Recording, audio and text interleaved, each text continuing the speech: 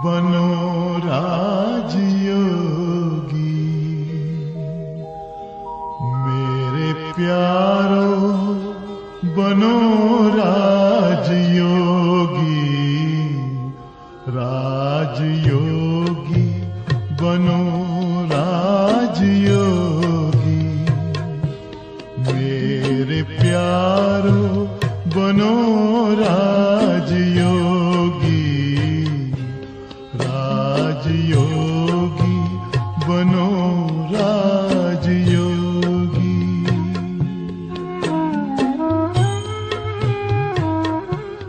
जिंदगी में परम शांति होगी मेरे प्यारो, बनो राजयोगी, राजयोगी बनो राजयोगी।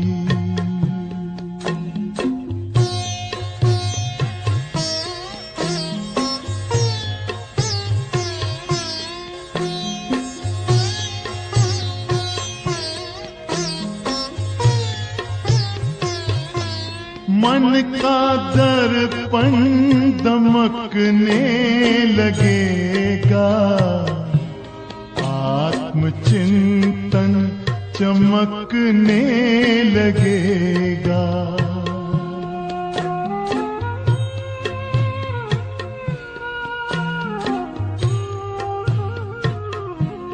मन का दर्पण दमकने लगेगा, आत्मचिंतन चमकने लगेगा।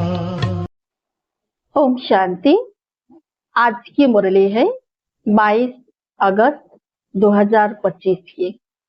बाबा कहते हैं, मीठे बच्चे, तुम्हें कौन पढ़ाने आए हैं, विचार करो तो खुशी में रोमांच खड़े हो जाएंगे। ऊंचे पे ऊंचा बाप पढ़ाते हैं, ऐसी पढ़ाई कभी छोड़नी नहीं है। तो बाबा हमें क्या कहते हैं कि अगर ये नशा रहेगा कि हमें पढ़ाने वाला हमारा टीचर कोई देहोधारी नहीं है, स्वयं भगवान हमें पढ़ाते हैं, तो बाबा कहते हैं खुशी से क्या होंगे, रोमांच खड़े हो जाएंगे। प्रश्न है, अभी तुम बच्चों को कौन सा निश्चय हुआ है, निश्चय बुद्धि की निशानी क्या होगी?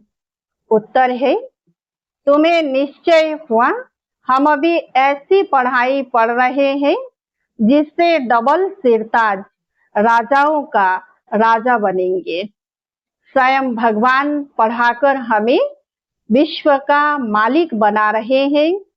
अभी हम उनके बच्चे बने हैं, तो फिर इस पढ़ाई में लग जाना है। जैसे छोटे बच्चे अपने माँ बाप के सिवाय किसी के पास भी नहीं जाते, ऐसा बेहद का बाप मिला है तो और कोई भी पसंद न आए। एक की ही याद रहे। गीत है, कौन आया आज सवेरे सवेरे। ओम शांति। मीठे मीठे बच्चों ने गीत सुना। कौन आया है और कौन पढ़ाता है, यह समझ की बात है। कोई बहुत अक्लमंद होते हैं, कोई कम अक्लमंद होते हैं। जो बहुत पढ़ा लिखा होता है उससे बहुत अक्लमंद कहेंगे।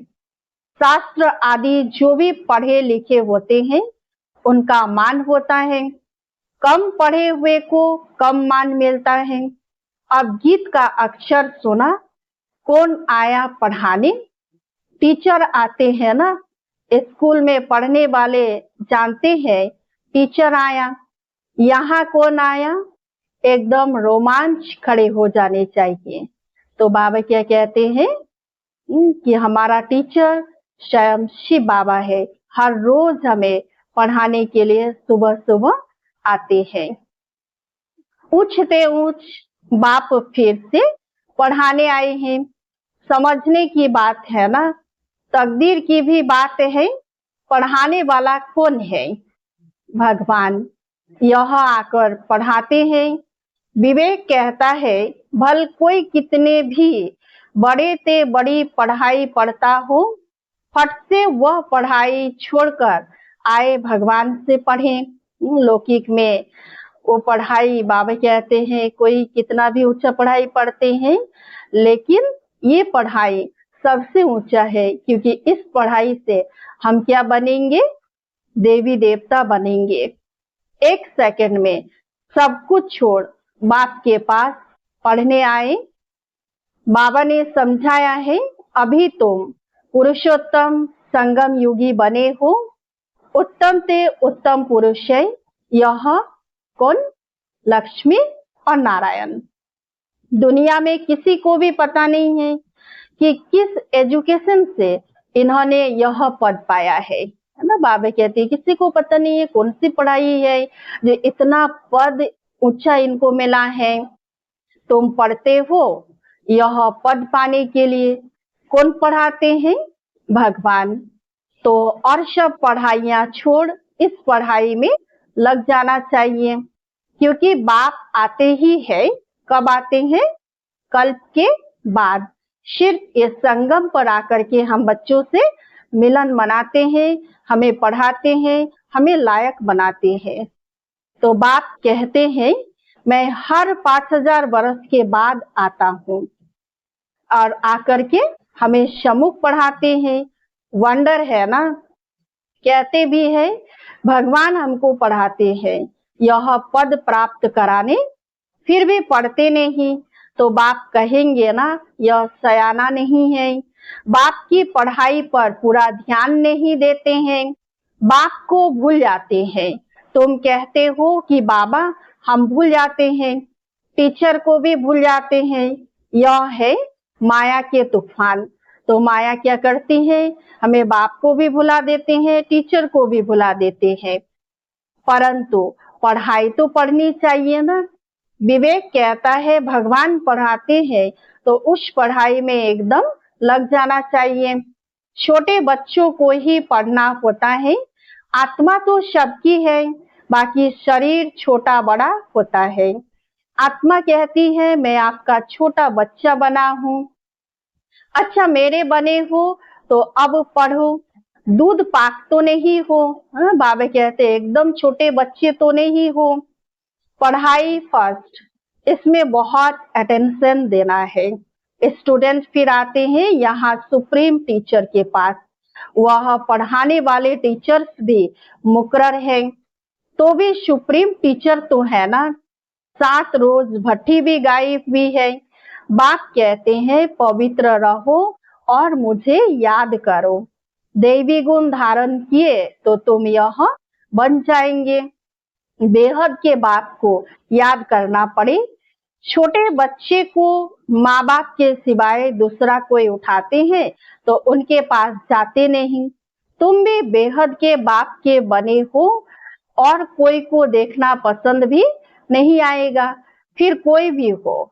तो हम बच्चे जब बाबा हमें मिल गया, हम बाबा के बन गए, तो और कहीं भी देहधारी में हमारा बुद्धि भटकना नहीं है। तुम जानते हो हम ऊंच से ऊंच बाप के हैं। वह हमको डबल सिर ताज क्या बनाते हैं? राजाओं का राजा बनाते हैं। लाइट का ताज मन मना भव और रतन जड़ित ताज मध्याजी भव। निश्चय हो जाता है हम इस पढ़ाई से विश्व का मालिक बनते हैं। 5000 बरस बाद हिस्ट्री रिपीट होती है ना। तुमको राजाई मिलती है, बाकी सब आत्माएं शांति धाम अपने घर में चली जाती है। अभी तुम बच्चों को मालूम पड़ा है असूल में हम आत्माएं बाप के साथ अपने घर में रहती हैं। बाप का बनने से अभी तुम स्वर्ग के मालिक बनते हो, फिर बाप को भूल ऑर्फन बन पड़ते हो, अनाथ बन जाते हैं, बाबा को भूल जाते हैं, फिर भटकते रहते हैं। तो आधा समय से बस ढूंढते आए। भक्ति में कितना कुछ किया कि भगवान को मिलने के लिए, तो हम तो ढूंढते ढूंढते थक गए, लेकिन बाबा ने आकर के हमें इन सारी आत्माओं में से हमें चुन लिया है। तो बाबा कहते भारत इस समय ऑर्फन है, अनाथ है। ऑर्फन उनको कहा जाता है जिनको माँ बाप नहीं होते, धक्का खाते रहते हैं। तुमको तो अब बाप मिला है, तुम सारे सृष्टि चक्र को जानते हो, तो खुशी में गदगद होना चाहिए। हम बेहद के बाप के बच्चे हैं। परमपिता परमात्मा प्रजापिता ब्रह्मा द्वारा नई सृष्टि ब्राह्मणों की रचते हैं। यह तो बहुत सहज समझने की बात है। तुम्हारे चित्र भी है, विराट रूप का चित्र भी बनाया है। 84 जन्मों की कहानी दिखाई है। हम शो देवता, फिर क्षत्रिय, वैश्य, शूद्र बनते हैं। यह कोई भी मनुष्य नहीं जानते, क्योंकि ब्राह्मण और ब्राह्मणों को पढ़ाने वाले बाप का दोनों का नाम निशान गुम कर दिया है। इंग्लिश में भी तुम लोग अच्छी रीति समझा सकते हो। जो इंग्लिश जानते हैं तो ट्रांसलेशन कर फिर समझाना चाहिए। फादर नॉलेजफुल है, उनको ही यह नॉलेज है कि सृष्टि का चक्र कैसे फिरता है। यह है पढ़ाई। योग को भी बाप की याद कही जाती है, जिसको अंग्रेजी में कम्युनियन कहा जाता है। बाप से कम्युनियन, टीचर से कम्युनियन, गुरु से कम्युनियन, यह है गॉड फादर से कम्युनियन। खुद बाप कहते हैं कि मुझे याद करो और कोई भी देहधारी को याद नहीं करो।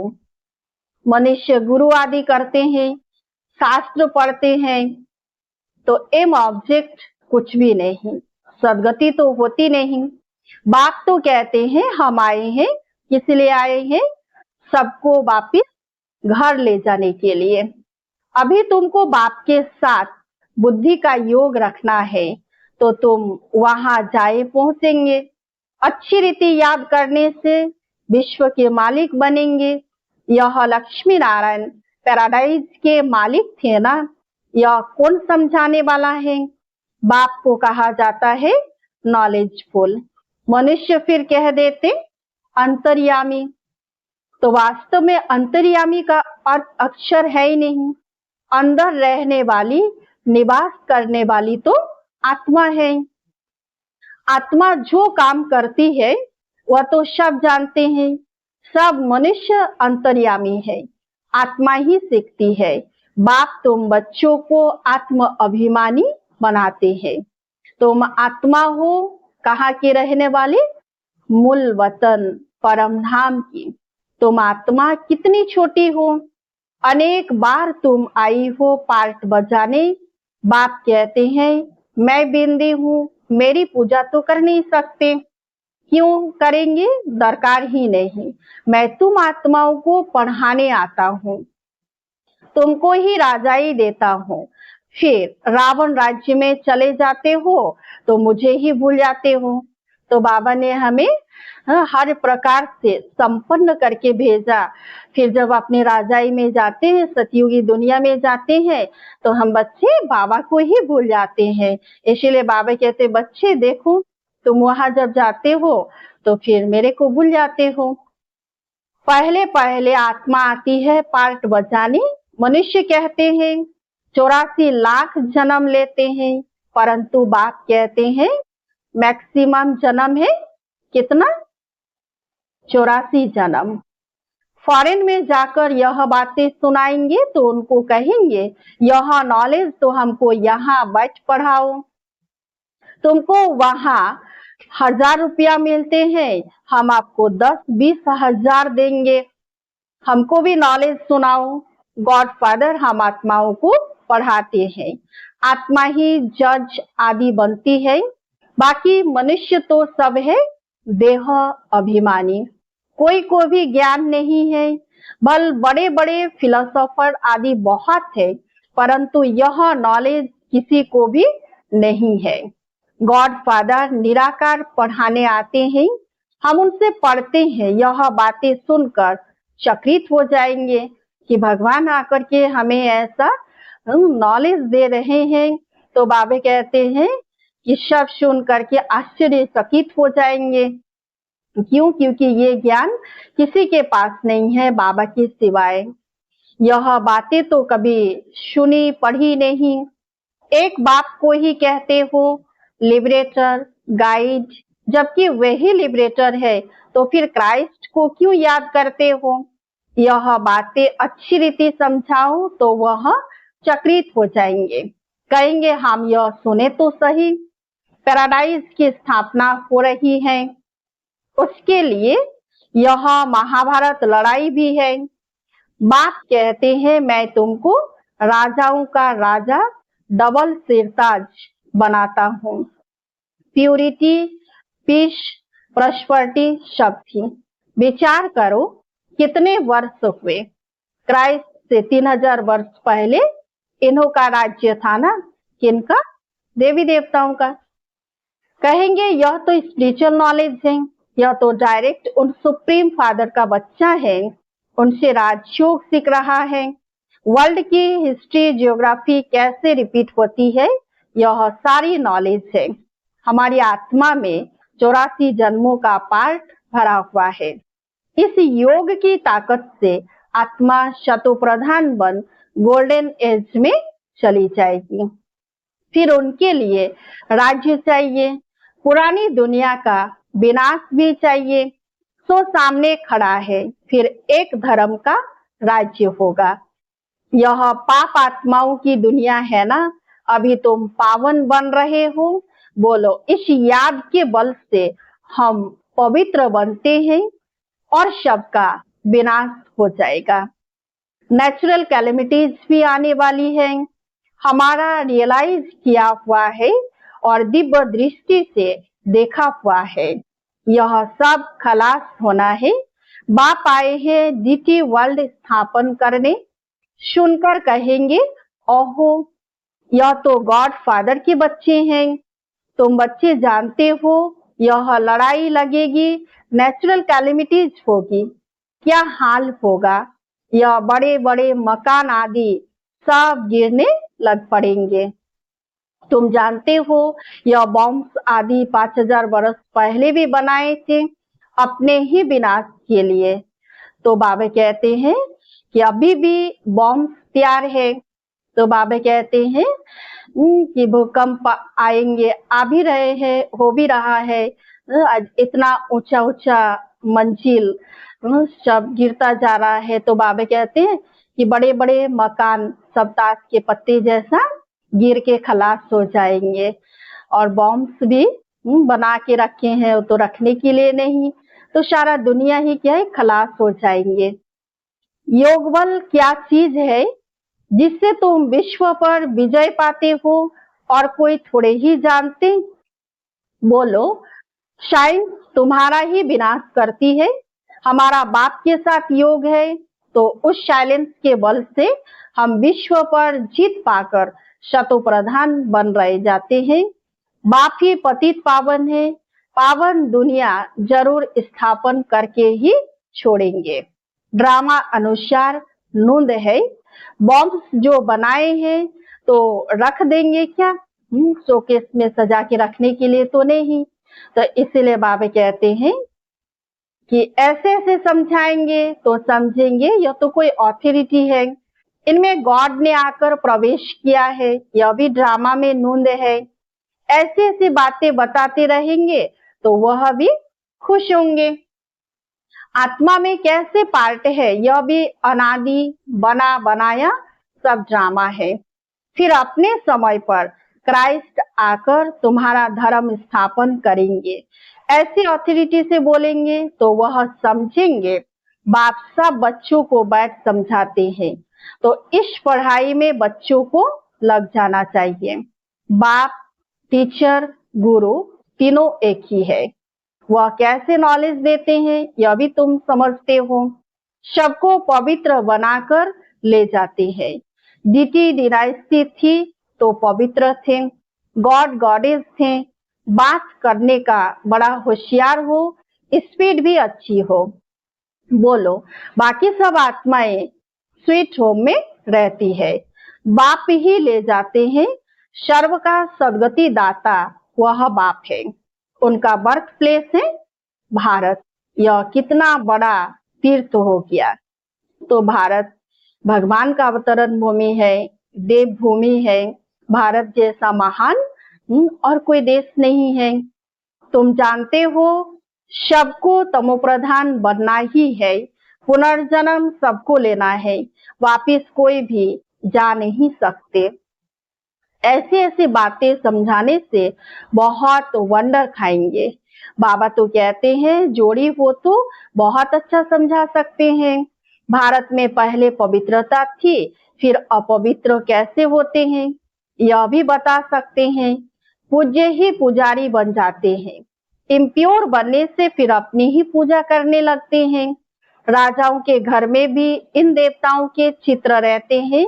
जो पवित्र डबल सिर ताज थे, उनको बिगर ताज वाले अपवित्र पूजते हैं। तो वो हो गए पुजारी राजाएं। उनको तो गॉड गॉडेस नहीं कहेंगे, क्योंकि इन देवताओं की पूजा करते हैं। तो आपे ही पूज्य, आपे ही पुजारी पतित बन जाते हैं, तो रावण राज्य शुरू हो जाता है। इस समय रावण राज्य है, ऐसे ऐसे बात समझाएं तो कितना मजा कर दिखाएं। गाड़ी के दो पहिए युगल हो तो बहुत वंडर कर दिखाएं। हम युगल ही फिर तो पूज्य बनेंगे। तो बाबा कहते हैं दोनों अगर जोड़ी एक साथ ज्ञान में चलते हैं तो उनके लिए बहुत सहज होता है, दुनिया के लिए भी एक एग्जाम्पल बन जाता है। उनको देख करके औरों को प्रेरणा मिलती है। तो बाबा कहते हैं कि हम प्यूरिटी, पीस, प्रॉस्पेरिटी का वर्षा ले रहे हैं। तुम्हारे चित्र भी निकलते रहते हैं। यह है ईश्वरीय परिवार। बाप के बच्चे हैं, पोत्रे और पोत्रियां हैं, बस और कोई संबंध नहीं। नई सृष्टि इनको कही जाती है। फिर देवी देवता तो थोड़े बनेंगे, फिर आहिस्ते आहिस्ते वृद्धि होती है। तो देवी देवताएं कितने बनेंगे? बहुत थोड़े। अभी संगम युग पर जो ब्राह्मण है वही फिर जाकर देवी देवता बनेंगे। फिर धीरे धीरे आहिस्ते आहिस्ते बढ़ते हैं। यह नॉलेज कितनी समझने की है। यह बाबा भी धंधे में जैसे नवाब था, कोई बात का परवाह नहीं रहती थी। जब देखा यह तो बाप पढ़ाते हैं, विनाश सामने खड़ा है तो फट से छोड़ दिया। यह जरूर समझा हमको बादशाही मिलती है, तो फिर गदाई क्या करेंगे। ब्रह्मा बाबा, जब बाबा का साक्षात्कार हुआ, फिर धीरे धीरे धीरे धीरे बाबा ने अपना सारा कारोबार छोड़ के पूरा ही बस इस ईश्वरीय सेवा में लग गए। तो तुम भी समझते हो भगवान पढ़ाते हैं, या तो पूरी रीति पढ़ना चाहिए ना, उनके मत पर चलना चाहिए। बाप कहते हैं अपने को आत्मा समझ, बाप को याद करो। बाप को तुम भूल जाते हो, लज्जा नहीं आती है, वह नशा नहीं चढ़ता है। यहाँ से बहुत अच्छा रिफ्रेश हो जाते हैं, फिर वहाँ सोडा वाटर हो जाते हैं। फिर क्या होता है कि धीरे धीरे मधुबन से आते आते सारा खत्म हो जाता है, उड़ जाता है। माया का तूफान इतना प्रबल है, तो बाबा कहते हैं सोडा वाटर हो जाते हैं। अब तुम बच्चे पुरुषार्थ करते हो गांव गांव में सर्विस करने का। बाबा कहते हैं पहले पहले तो यह बताओ कि आत्मा का बाप कौन है। भगवान तो निराकार ही है, वही इस पतित दुनिया को पावन बनाएंगे। अच्छा, मीठे मीठे शिकिलधे बच्चों प्रति माता पिता बाप दादा का याद प्यार और गुड मॉर्निंग। रूहानी बाप की रूहानी बच्चों को नमस्ते। हम सब रूहानी बच्चों की रूहानी बाप दादा को याद प्यार और गुड मॉर्निंग। नमस्ते नमस्ते नमस्ते। अब सुनते हैं धारणा के लिए मुख्य सार। 1 नंबर है, स्वयं भगवान सुप्रीम टीचर बनकर पढ़ा रहे हैं, इसलिए अच्छी रीति पढ़ना है, उनकी मत पर चलना है। 2 नंबर है, बाप के साथ ऐसा योग रखना है जिससे साइंस का बल जमा हो। साइलेंस बल से विश्व पर जीत पानी है, पतित से पावन बनना है। वरदान है समय और संकल्पों को सेवा में अर्पण करने वाले विधाता वरदाता भव। अभी 100 की छोटी छोटी बातों के पीछे, तन के पीछे, मन के पीछे, साधनों के पीछे, संबंध निभाने के पीछे समय और संकल्प लगाने के बजाय इसे सेवा में अर्पण करो। यह समर्पण समारोह मनाओ। श्वासोश्वास सेवा की लगन हो, सेवा में मगन रहो, तो सेवा में लगने से स्व उन्नति की गिफ्ट स्वतः प्राप्त हो जाएगी। विश्व कल्याण में स्व कल्याण समाया हुआ है, इसलिए निरंतर महादानी, विधाता और वरदाता बनो।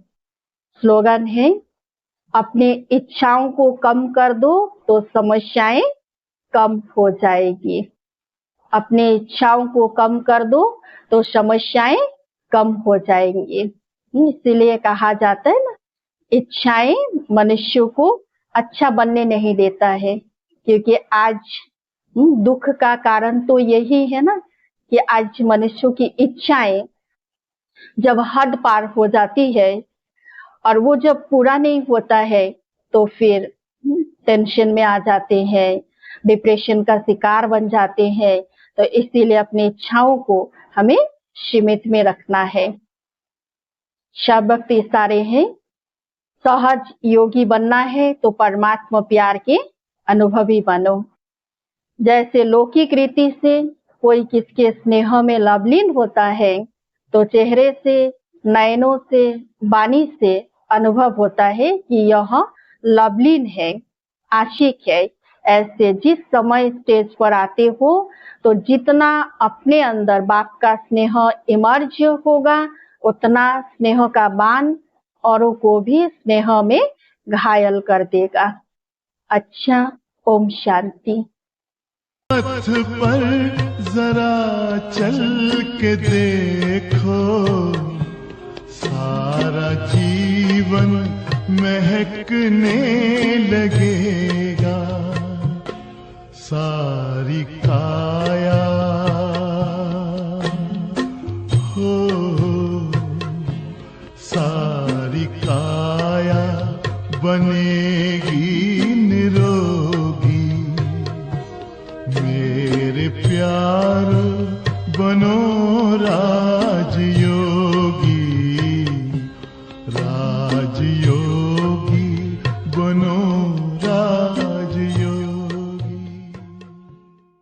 योग मानव को संयम सिखाता, संतुलन आचरण में लाता। आत्मा और परमात्मा का ये मिलन हर घड़ी है कराता। योग महिमा हो, योग महिमा कभी कम न होगी। मेरे प्यार बनो राजयोगी, जिंदगी में परम शांति होगी। मेरे प्यारो बनो राजयोगी, राजयोगी बनो राजयोगी। ओम शांति। ओम